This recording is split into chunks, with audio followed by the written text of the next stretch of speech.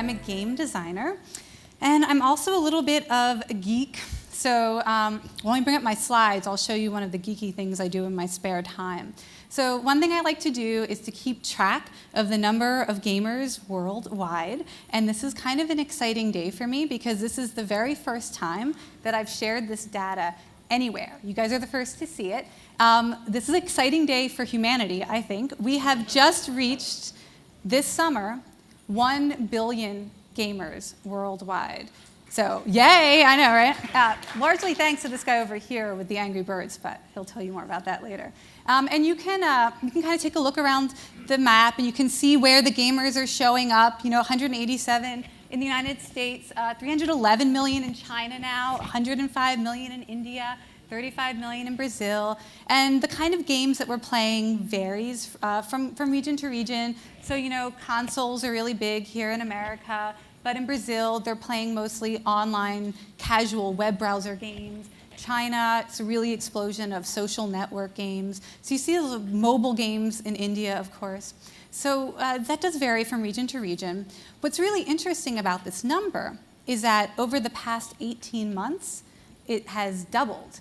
So in February 2010, we were at 500 million global gamers. So 18 months we've doubled. I don't know if there's a rule in there like Moore's law or Zuckerberg's law, maybe McGonigal's law, that we're going to double gamers every 18 months. I'm sure you're wondering why I like to keep track of the number of gamers worldwide. Well, it's because according to my calculations, we need to get to 1.5 billion global gamers before we can achieve my personal #1 goal in life, which is to see a game designer, any game designer, doesn't have to be me, win a Nobel Peace Prize. So 1.5 billion global gamers, Nobel Peace Prize. And the good news, actually, this is very recent, just in the last week or two, is that it turns out that 1 billion gamers might be enough to get one of the other Nobel Prizes, medicine or chemistry. And I'll tell you a little bit about that in a minute. But maybe you're wondering, what is she talking about? How could gamers ever deserve a Nobel Prize? Well, in addition to making games, I also do research. I did a PhD at UC Berkeley studying the impact of games on our real lives. And my area of interest is the skill and abilities that we develop by playing games and how we can use them to collaborate in real life, to solve real problems. And so today, I'm going to talk to you about just one of the skills that these 1 billion gamers are developing. And that skill is resilience. Okay? It turns out that games are an outstanding platform for building resilience, which is the ability to stay motivated, determined, and optimistic, even in the face of extreme challenge. It's the ability to get stronger when we confront difficulty, rather than becoming weaker. Now, scientists have been studying resilience for decades, or mental resilience, physical resilience. And it turns out that there are 3 things that we need in order to build our resilience. The first is positive emotion. They've figured out that there's a ratio of positive emotions to negative emotions that we need to hit in order to become more resilient. It's 3 to 1. Okay, so we need emotions like curiosity and surprise and awe and wonder, 3 for every 1 negative emotion in order to be resilient. We also need strong social ties. We need at least 2 to 3 people that we see in person at least once a week who we feel like we can ask for help. That's incredibly important for resilience. And the third thing is that we have to put ourselves through a process that the researchers call stress-related growth. So this means that we wholeheartedly engage with something that is extremely difficult for us, and we stay engaged and we don't give up. And if we do stay engaged, then that's how we become resilient. So if you think about games and you look at the research around gaming, it turns out that all 3 of these components are happening all the time when we play. So the industry studies video gamers and how they feel when they play. There's research all over the internet, you can look it up, but every game produces a signature positive emotion, whether it's delight or surprise or pride or curiosity. So we get that when we play. You can just look at the faces of gamers and you see that happening. Research also shows that games build really strong social ties. Just one of my favorite studies came out earlier this year from Brigham Young University's School of Family Life. And it reported that kids who play games with their parents have, among other things, much stronger relationship, much stronger communication, that they're significantly more likely to come to their parents to talk about a problem they're having or to ask for help. So we see exactly the kind of social relationships coming from playing games together that can build resilience.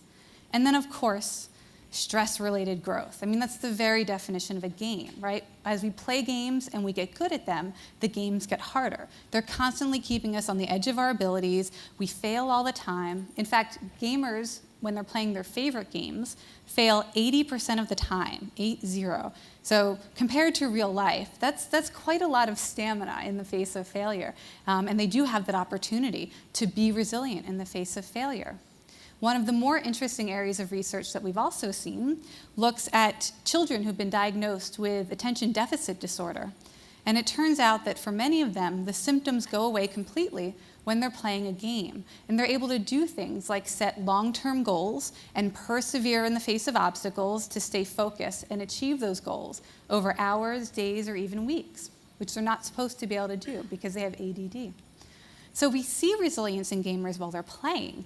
And then the crazy thing is we're starting to see that resilience trickle over into real life. So just to share with you a few of the more provocative findings. The United States Mental Health Advisory Team did a year-long study of soldiers serving in Afghanistan. And they found that the single best thing that soldiers could do to avoid post-traumatic stress disorder was to play video games 3 to 4 hours a day. Right? Games like Call of Duty and Halo. And in fact, they were so confused by this finding, which they were not expecting, that they called me up and asked me to help them figure out what was going on. And we started to talk about resilience and gaming and how gaming confers resilience. There's research out of Grant MacEwan University in Canada showing that gamers can control their dreams at night so that when they have a nightmare, they take charge of the nightmare and they sort of operate themselves like an avatar in a video game so they can turn it into a positive dream instead of a negative dream. So very interesting mental resilience there. This year, the first clinical trial of casual games to treat depression and anxiety showed that playing games for on average 20 minutes a day is significantly more effective than pharmaceuticals for treating both depression and anxiety. So really interesting research starting to come out looking at games and how they build resilience. It's a really big field. In the spirit of, all of us, each of us, I do get excited when I think about the 1 billion people on the planet building these interesting forms of super resilience. But I want to narrow scope now and just talk about one of us, me, and I want to tell you a story about myself, and this is the story of how a game saved my life. So on July 15th, 2009, just a little bit over 2 years ago, I suffered a mild traumatic brain injury. I had a concussion that didn't heal properly, and for weeks and weeks, I had constant nausea, vertigo if I turned my head. I had significant memory loss. I couldn't read or write for more than a minute at a time. I couldn't be around people because it made me sick. It was easily the scariest and worst time of my life. Now, my doctor, before I tell you what my doctor told me, this is something that I wrote at the time. It's about after 6 weeks, and I was trying to express what was going on. So I wrote, everything is hard. The iron fist is pushing against my thoughts. My whole brain feels vacuum pressurized. If I can't think, who am I? It took me an hour, as I recall, to write that, and then I gave up and didn't really try again for a while. So my doctor told me that what was going on was that my brain was under stress and I had to give it a rest. So there were all these things I couldn't do. No reading, no writing, no video games, no computer time, no running, no alcohol, no caffeine. So in other words, no reason to live. Yeah, which is funny. But in all honesty, and you may know this if you have had a loved one or yourself had a traumatic brain injury, suicidal ideation is actually very common when you have the traumatic brain injury. It happens as part of the changes in the chemistry in the brain. And it actually happened to me for the first time in my life. My brain started telling me, Jane, you want to die. And it was alarming, it was strange, it was unfamiliar, and it was awful. And then my doctor told me that having depression and anxiety is common with these injuries, but you have to somehow get out of it because it changes the brain chemistry and will stop the brain from healing if you get deeper and deeper into depression and anxiety. So somehow, Jane, be happy. I know you're miserable and sick every day and can't get out of bed and can't read or write, but find a way to be happy and then your brain will heal. So this is pretty grim. It's been a couple months and I wasn't getting any better. So on August 18th, I had this moment of clarity where I said, you know what, I'm either going to kill myself or I'm going to turn this into a game. Why a game? Because I knew that games help us unlock the best version of ourselves, the most motivated, the most determined, the most social, the most resilient. I wanted to make my recovery feel possible by provoking my sense of optimism. I wanted it to feel interesting, by provoking that curiosity. I wanted it to feel meaningful, maybe by having a sense of awe and wonder to what was going on. And I wanted to provoke these feelings not just for me, but for my caretakers, because frankly, they were getting burnt out. My husband didn't even feel comfortable leaving our apartment. Things are so bad. So I found maybe it would be easier to call someone up and say, I have a game that I'm playing to help my brain heal, and I want you to play it with me, instead of saying, I'm miserable and I want to die and you have to help me. So that's what I did. I made a game. Mission number 1 was to create your secret identity. So when you have a traumatic brain injury, you don't feel like yourself anymore. So why not be somebody amazing and awesome? I decided to be inspired by Buffy the Vampire Slayer, one of my favorite series. She didn't want to be the Slayer. She had it forced upon her by fate. So I became Jane the Concussion Slayer, and that meant that my symptoms were the vampires, demons, and forces of darkness that I was destined by fate to battle against. Mission number 2 was to recruit your allies. So the important thing here is to give everybody something specific and concrete to do, a role to play in the game, because we know when people are going through difficult times, we want to help, but sometimes we don't know what to say or how to be there for them. So I gave my friends and family roles to play. My twin sister, Kelly, became my watcher. So her role was to call me every single day and give me a mission for the next day, some kind of quest that I could undertake, and to just ask me how I was doing. My husband became my Willow, that's the geeky best friend character. So he was doing email for me, he was doing research on traumatic brain injuries for me, and he was keeping track of all my points and achievement badges that I was winning in this game. By the way, isn't it eerie how much they look alike? I just want to say that. Eyebrows and everything. I invited my friends Natalie, Ramel, and their dog Maurice to be my Xander, that's the comic relief character. So their mission was to come over once a week and make me laugh by any means necessary. So mission number 3 is to find the bad guys. These are things that trigger your symptoms. And the idea here was that I felt so sad and pathetic that I couldn't play games, that I couldn't have caffeine, that I couldn't go out into crowded spaces or be around bright lights. The idea is that if you can escape the bad guys, you're actually healing your brain. And so it's actually, you're doing something good. You're winning. You're not losing. You're winning. And over time, you can vanquish the bad guys so I can be in crowded spaces again and under bright lights. Mission number 4 was to collect your power-ups. So these are things that make you feel happy no matter what kind of day you're having. So like cuddling my dog or looking out the window. This helps you get your positive emotion ratio up at least to 3-to-1. And then mission number 5, choose your epic win. Stop trying to get back to normal. Pick something that you really care about, something that really excites you and that you want to do so that you can be motivated for something positive. Maybe it's a road trip. Maybe it's wanting to give a talk. So did it work? Yes. So within a few days, I stopped wanting to die. That was the best thing that happened. And within a few weeks, the cognitive symptoms started to improve. It did take about 3 months before I was off bed rest, so it wasn't an instant cure. But but it made the process so much better and gave my friends and family a way to be engaged.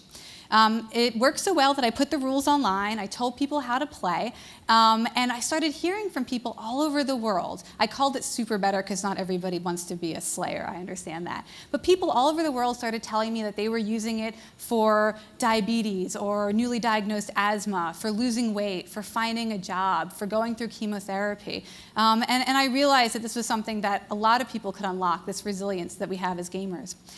For me, the big takeaway from that experience was that pain is inevitable, but suffering is really optional. You know, we have the opportunity to rise to the heroic occasion when we have to confront these difficulties and to become the best version of ourselves. So the good news is, after hearing from all these people play this game, I decided we should make a real product, a real platform that people can play on. So I have a new startup company called SuperBetter. I'll just give you a sneak preview of what the game looks like so you can see there's an actual, real secret headquarters that you build where your friends and family play with you. And we even have a secret lab where we track different things that you're building. For example, we track your curiosity, your hope, your optimism, your perseverance, and of course your resilience. And the idea here is that people can take control of their health. We've signed up lots of people for a closed beta, and they're playing it for depression, anxiety, stress reduction, eating better, sleeping better, quitting smoking, chronic pain. This is a way to bring gamer traits into our real lives. Now, I have to say I'm not the only gamer who's had this experience of bringing games to real life. I want you to Google this term, game transfer phenomena, or GTP. It's a new scientific term for this desire to bring our gamer powers to the real world. It turns out that more than half of gamers who play at least 10 hours a week have this experience of being out in the real world and wanting to do something gameful. Like, for example, for me, I've played a lot of Farmville in my day. Whenever I walk by big plants, I want to harvest them. It's weird, I can't, it's like this trigger. So this is happening all over the world, and if you give gamers real things to do, they can rise to the heroic occasion. The other thing I want you to Google, if you haven't heard about it yet, is a game called Folded. Just last week, scientists at University of Washington announced that 250,000 gamers with no training in biochemistry had solved in a matter of 10 days a scientific problem that had confounded scientists for 15 years. It has to do with a way to treat AIDS, and the gamers took 10 days playing a video game to solve this biochemical problem. And they're very optimistic that it might be used for a really powerful drug to prevent the development of AIDS. So, Nobel Prize, I see it coming. Really, the big idea here is that we have to change the conversation. We have to stop thinking of games as just escapist. We need to start thinking about them as returnist, that we play these games and we come back to the real world with powers and skills that we can use to change it and to change our own lives. I think we should stop telling kids that they're wasting time when they're playing games, that they've thrown their lives away playing World of Warcraft for 20 hours a week. What we should be telling them is, thank you for developing these skills. You are ready to do something extraordinary in your real life. You are ready to rise to the real heroic occasion. I'm very excited about the idea that there are 1 billion people now who have this super resilience and can change the world. When they rise to the real heroic occasion, we have no idea how much they can accomplish, but over the next decade, we're going to find out, and I think it will be very exciting. Thank you.